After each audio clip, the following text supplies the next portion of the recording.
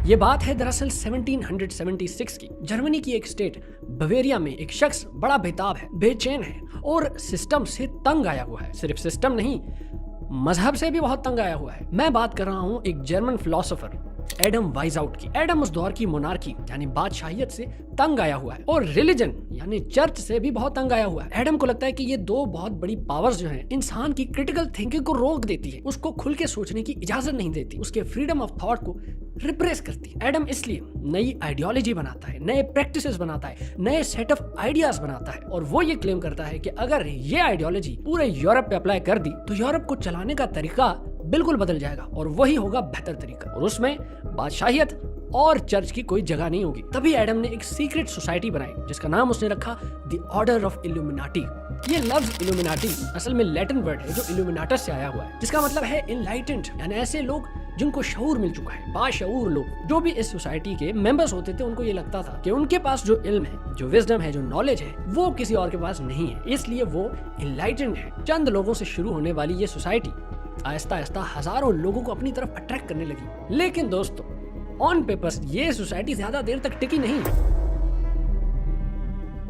हुआ कुछ ऐसा कि इस ग्रुप के अपने मेंबर्स के बीच में लड़ाई होने लगी और एक बंदा जिसने बगावत की, जोसेफ उशनाइडर, उसने एक खत लिख डाला जिसमें इल्यूमिनाटी के सारे राज लिख दिए और उसने वो खत सीधा द डूक ऑफ बवेरिया को भेज दिया। डूक ने वो खत जैसे ही पढ़ा उसके तो होश उड़ गए। उशनाइडर ने खत में पहला सीक्रेट ये लिखा कि इल्यूमिनाटी के जो मेंबर्स हैं ये सुसाइड करने को ठीक समझते हैं और अपने दुश्मन को जहर देना भी इनके लिहाज से एक लेजिटिमेट चीज है। उशनाइडर ने खत में ये भी लिखा कि ये लोग मजहब के तो शदीद खिलाफ है और इनका मकसद है कि पूरे यूरोप से बादशाहियत और रिलीजन, चर्च बिल्कुल खत्म हो जाए। ये सब जब डूक को पता लगा तो उसने इस सीक्रेट सोसाइटी पर बैन लगा दिया, इसको गैर कानूनी करार दे दिया और इनको ज्वाइन करने वालों पे जुर्माने डाल दिए। लेकिन दोस्तों, डूक के बैन करने से ये इल्यूमिनाटी की सीक्रेट सोसाइटी खत्म नहीं हुई, बल्कि सीक्रेटली ही ऑपरेट करती रही। आखिरी नेल इन द कॉफिन जिसको बोलते हैं वो तब लगा जब इससे भी ज्यादा भयानक किस्म के सीक्रेट्स सामने आ गए।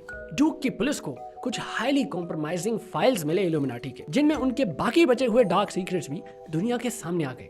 इन फाइल्स में चौंका देने वाले सीक्रेट्स में सबसे पहला सीक्रेट ये था कि एक औरतों की भी सोसाइटी बनानी है, एक अलहदा ऑर्डर ऑफ इल्यूमिनाटी की औरतों वाली ब्रांच बनानी है जिसमें अबॉर्शन के मेडिकल तरीके बताए हुए थे। उसके अलावा इनविजिबल इंक की रेसिपीज भी थी। ये तो आसान सी बात है, अब सीक्रेट सोसाइटी है तो एक दूसरे से कम्युनिकेट भी सीक्रेटली करना चाहते होंगे, तो ऐसी इंक जो लिखने से दिख ना रही हो उसकी रेसिपी तो बहुत जरूरी रेसिपी होगी। और पहले तो सिर्फ बातें थी, लेकिन इन पेपर्स में एविडेंस भी मिल गया कि इल्यूमिनाटी के लोग स्टेट के खिलाफ साजिश कर रहे हैं। पहले तो सिर्फ डूक ने सोसाइटी को बैन किया था, लेकिन अब डूक ने इसके एक एक मेंबर को सजाए मौत सुना दी। तो इसलिए कहा जाता है कि वैसे ये सोसाइटी इतनी छोटी सी थी और इतनी बड़ी सजा के बाद वो कहाँ जिंदा रह पाती, तो वो ग्रेजुअली खत्म हो गई।